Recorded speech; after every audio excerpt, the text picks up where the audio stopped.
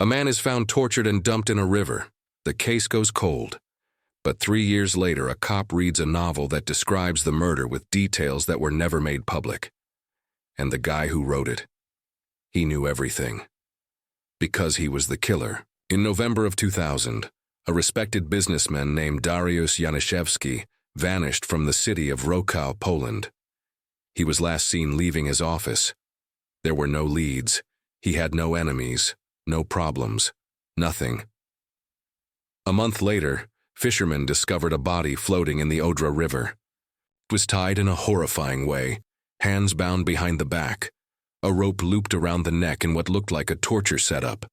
The victim had been starved, beaten, and then drowned. Police ID'd the body as Januszewski, but after interviewing family, co-workers, and scouring the crime scene, nothing added up. There were no leads, no suspects. For 3 years, the case sat cold.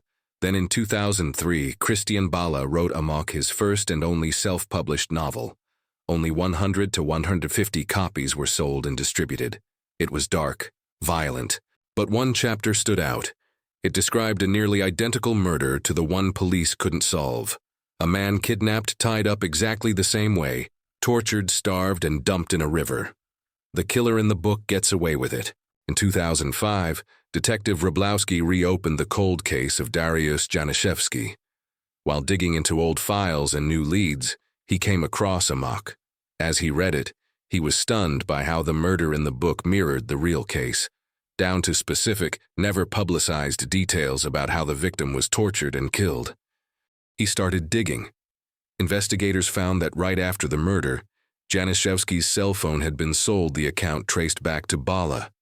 More incriminating, it was sold 3 days before Januszewski's body was found, so whoever sold that phone knew he was dead.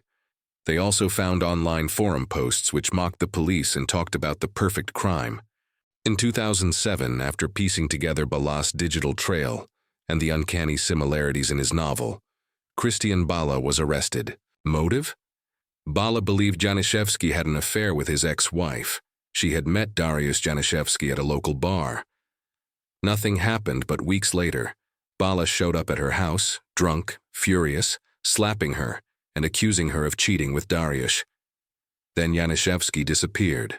He was found guilty and sentenced to 25 years in prison. One thing is certain, if he hadn't written that book, he might have gotten away with murder. Thanks for watching. Don't forget to like, share, and subscribe, and as always, look twice. Monsters blend in.